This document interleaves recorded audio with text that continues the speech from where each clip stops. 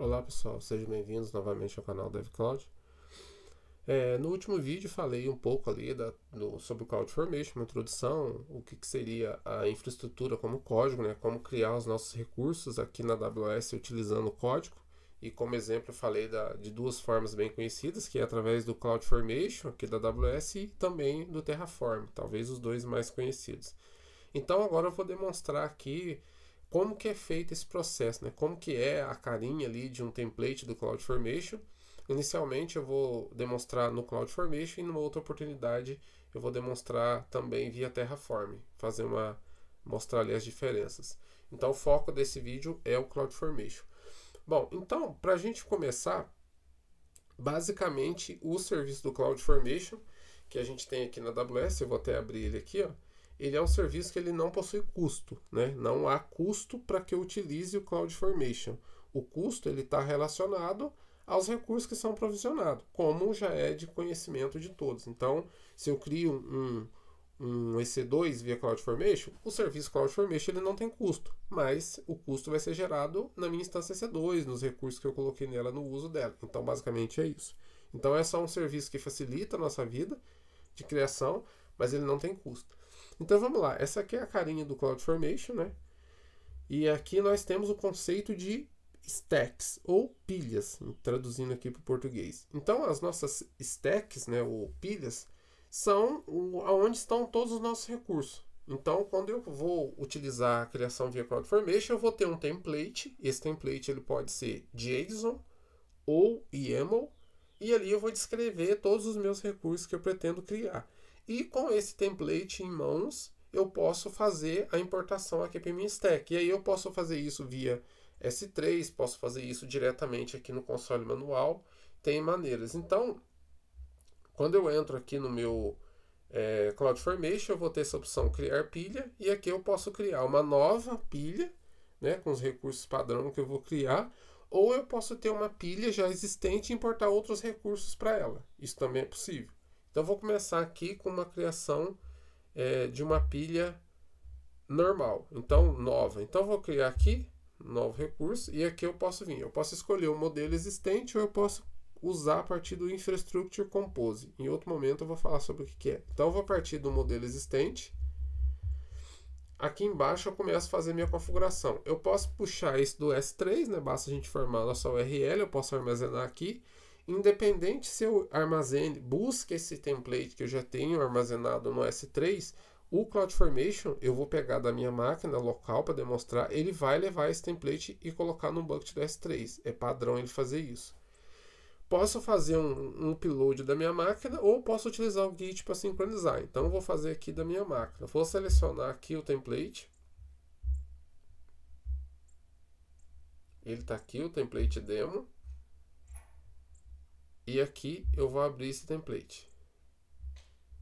É um template YAML, eu escolhi o YAML para fazer isso. Observam que ele já gerou uma URL aqui, ó, com o prefixo CloudFormation CF template, e ele vai salvar esse template lá no S3. Isso independe do que eu faço. Então vamos descer aqui. E aqui eu vou para a próxima etapa. Então aqui ele vai fazer a leitura desse meu CloudFormation, desse meu template YAML, e vai identificar quais recursos ele precisa criar. Vou avançar aqui. Tá? Vou avançar, agora eu vou colocar um nome para essa stack. Aí eu vou colocar aqui, ó, teste CloudFormation. Já tinha deixado aqui o exemplo. Eu posso ter parâmetros ou não, depois vou demonstrar, no momento eu não tenho. Vou avançar. E aqui chega na fase de criação. Posso adicionar tag, essas tags, eu não vou fazer. E aqui, pessoal, é a parte das permissões. Como já é de conhecimento, todas as operações que serão executadas na AWS, nós sabemos que é necessário que tenha permissões via do IAM, né? Ele é integrado com todo o serviço. Da mesma forma, o CloudFormation ele vai assumir um perfil do IAM necessário para a execução dos serviços que tem no meu template, na minha stack. Então, ele precisa de permissão para criar isso. Então aqui eu posso definir uma função já pronta, né? E aqui eu vou selecionar a minha role IAM com todas as permissões necessárias. Claro que aqui eu vou precisar olhar a minha stack, o meu template ali, verificar quais serviços eu vou utilizar e quais as configurações dele e definir as policies. ou eu posso deixar que o próprio CloudFormation vai provisionar para mim essa stack. Aí o recomendável sempre é a gente já definir, né, já configurar exatamente o que precisa ali para que ele utilize, ou nesse exemplo aqui eu vou deixar que ele crie para mim. Então eu não vou me preocupar com isso nesse momento, mas o recomendável sempre é a gente configurar o menor privilégio possível, né, seguir o princípio do menor privilégio. O próximo ponto aqui é as opções de falha na pilha. Pode ser que na hora que eu estou subindo a minha stack ocorra algum tipo de falha. E aí eu posso definir o que eu quero que ele faça em caso de falha. Por default ele vem reverter todos os recursos, ou seja, se algum recurso falhar, ele vai fazer um rollback, excluir tudo e deixar como estava anteriormente. Se já existisse essa pilha e estivesse fazendo um update, ele deixaria como estava antes. Se ela não foi criada, ele simplesmente vai deletar a stack e não vai criar nada. Basicamente é isso.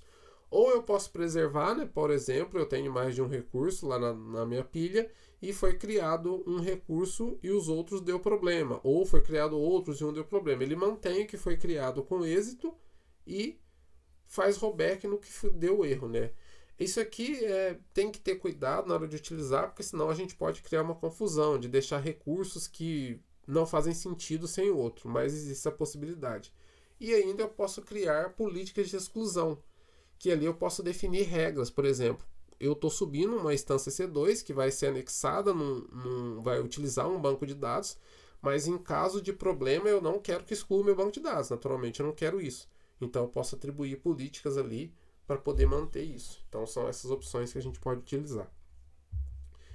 E aqui a gente tem opções avançadas, política da pilha, configuração de reversão, entre outras coisas. Eu não vou entrar nesse momento nessas opções e vou avançar aqui para a gente começar com um exemplo mais simples. Vou avançar, aqui ele vai fazer só uma revisão de tudo que eu fiz, né? Explicou onde está o modelo, o nome da pilha, que se tivesse algum parâmetro apareceria, ele vai criar as permissões. E aqui eu faço um enviar. Agora aqui a gente aguarda, ele vai começar a demonstrar aqui o processo de criação. O que ele está fazendo? Ó, a criação está em progresso. Vamos fazer aqui, olha lá, ele já está fazendo. Esse template, eu vou mostrar ele daqui a pouco, ele é muito simples, ele só tem a criação de um bucket S3 justamente para simplificar o entendimento. Então vamos deixar ele executar aqui, pronto. Já foi criada a nossa stack, né? Executou, criado com sucesso. Se a gente voltar agora aqui em pilhas, a gente vai conseguir visualizar ela, ó, o nome da nossa stack e o que ela fez. Então eu vou clicar aqui nela e percebam que aqui a gente tem acesso, eu vou até recolher esse aqui para simplificar. Aqui a gente tem o status da nossa stack que está ativo, né, que ela foi criada com sucesso, e aqui eu tenho os eventos que ocorreram. Então aqui dentro a gente consegue visualizar cada etapa da criação, ó. Ele mostra criando cada situação, ó. Então tem aqui descrevendo tudo que foi feito. E aqui em cima eu tenho os recursos, né? Ou seja, o que serviço que ele foi criado. Olha lá, ele criou um bucket do S3, que é o que está dentro da minha stack. Tanto que se eu clicar aqui, eu vou direto para esse bucket S3. Aqui as saídas eu não coloquei, mas a gente pode utilizar as saídas para deixar nome, link, esse tipo de coisa da nossa stack, né? Parâmetros a gente também não tem, não foi configurado. Se fosse configurado, por exemplo, parâmetros do Parent Store, estaria aqui, entre outras coisas. O próprio modelo em si, ó, esse aqui é o CloudFormation que eu usei. Aqui o exemplo dele, como ele é tão simples. Então, ó, tem uma descrição aqui, eu até utilizei um modelo que está na documentação, ele veio até a descrição de uma fila SQS, só que eu ajustei para a gente criar só um recurso, que é um bucket S3. Então aqui, ó, a gente tem essa tag default, é necessária, né, a versão do template do CloudFormation, para dizer que é um template CloudFormation. A gente vai ver depois que existem ferramentas da própria AWS, como por exemplo o SAM, que facilita, eu vou mostrar a diferença. Uma descrição que eu posso colocar aqui no meu modelo, né? Eu deixei essa aqui que já veio com o modelo padrão, mas eu poderia descrever alguma coisa que identifica a pilha. E aqui vem a parte do resource. Como a gente está usando aqui um template YAML, ele vem esse padrão de indentamento, né, para funcionar. Mas basicamente aqui é onde eu vou colocar os meus recursos. Eu digo o recurso que eu vou utilizar, eu defini esse nome S3 bucket aqui para identificar mais facilmente. Mas o que importa para a gente é o type, que é o que tipo de recurso a gente vai usar. E aqui sim eu digo qual que é. E os properties dele. Por exemplo, eu apenas coloquei o bucket name, né? E defini um nome para esse bucket. Mas existe uma lista de propriedades que cada recurso oferece. E aí a gente pode utilizar todas elas e ir colocando aqui. E claro que essa pilha pode ficar muito mais complexa, com muito mais configuração. Esse é um exemplo muito simples, só para demonstrar como é que funciona. Então aqui eu tenho meu conjunto de alterações, ele vai mostrar que caso tivesse. E a parte de Git também aqui para sincronizar com o Git, não é o nosso foco. Aqui eu posso excluir e atualizar a minha pilha, tem algumas ações de pilha. Fazer detecção de oscilação, depois eu vou falar sobre isso, visualizar no Application Manager, por proteção, entre outras coisas. E aqui a gente pode colocar os recursos existentes. Então aqui ó, eu vou pegar o meu template, pessoal, ele está aqui, ó, é um arquivo YAML, muito simples, né? E como a gente acabou de visualizar ali que ele mostra o modelo, ele está aqui, ó. Então eu poderia colocar outras configurações aqui e acrescentar esse arquivo e subir. Então ele é só isso. Se a gente for olhar aqui, ó, aqui tem o próprio recurso, eu já vou clicar nele, ó, e vai me direcionar para o bucket que foi criado. Eu estou na região norte de Virgínia aqui, aqui o bucket nosso criado, ó. Ele foi criado, no momento ele está vazio porque eu não fiz nada, mas porque foi isso que eu defini lá, somente a criação do bucket. Então voltando aqui para o CloudFormation, a gente viu as opções que ele possui aqui. E agora, pessoal, tem a documentação da própria AWS e está aqui, ó, do Bucket S3.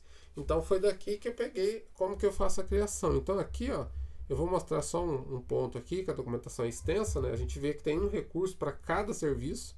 A gente pode criar isso via CloudFormation. E aqui, ó, o exemplo, ó, em JSON, como eu falei, ó, o type, né? Fica um pouco diferente por ser um formato diferente, mas aqui, ó, todas as propriedades que eu posso utilizar dentro do meu CloudFormation, ali o nome da propriedade e o valor que ela pode receber. E aqui embaixo a representação em YAML, ali, ó. A gente pode ver, ó, mesmas propriedades. E aí eu posso ter mais complexo. Aqui eu tenho uma explicação de cada propriedade, qual que é a finalidade de cada uma delas. E aqui eu tenho inúmeras outras coisas, ó, todos os serviços, ó, do próprio S3 aqui, ó. Eu tenho outras coisas, por exemplo, eu quero colocar uma bucket policy. Aqui ele vai trazer para mim na documentação uma descrição de como faz isso. Aí a sintaxe, eu posso utilizar ela via JSON e YAML. E aqui ele está o exemplo. Então basta a gente utilizar isso aqui que a gente consegue fazer, criar os nossos recursos. E esse template eu poderia executar em qualquer conta que ele criaria o mesmo bucket. Óbvio que aqui no caso do bucket eu não poderia utilizar o mesmo nome, que ele é global, mas criaria com todos os recursos, com exceção do nome, naturalmente, porque é uma regra do próprio serviço não permitir. Mas o que simplifica muito o processo de criação a gente utilizando essas template CloudFormation. E caso eu queira excluir o recurso, é o outro benefício que eu falei que simplifica, né? Eu simplesmente faço isso, ó, excluir a minha pilha. Essa é uma forma de fazer, então se eu clicar aqui, ó, ele vai excluir a minha pilha e simplesmente o recurso vai ser excluído. Depois eu vou fazer um vídeo separado sobre isso, porque tem alguns pontos que é importante destacar. Então aqui ele está fazendo a deleção, ó, delete foi completo. Pronto, a nossa pilha está deletada. Eu tenho ela aqui, ó, mas agora ele já atualizou, ó, já foi excluída. Então se a gente for no S3 aqui, ó, a gente vai perceber que esse bucket não existe mais. Eu vou atualizar aqui, ó. O bucket não foi encontrado na região leste, porque não tem mais. Então se eu voltar aqui, ó, ele não tem mais. Mas observem aqui que ele vai manter para mim a pilha do CloudFormation. Então se eu descer aqui, ó, eu tinha feito alguns outros testes em outras datas, deixa eu achar ela aqui. Na verdade ele excluiu também, porque eu fiz a remoção, então ele moveu junto a pilha, porque eu acabei deletando ela. Se eu tivesse atualizado, ele teria aqui para ele usar a própria pilha para ele verificar o que foi alterado, mas ele foi removido. Bom, pessoal, então era isso, era uma ideia simples aqui do que é o CloudFormation, né? E depois a gente vai discutir nos próximos vídeos pontos mais avançados. Então espero que tenham gostado e até a próxima.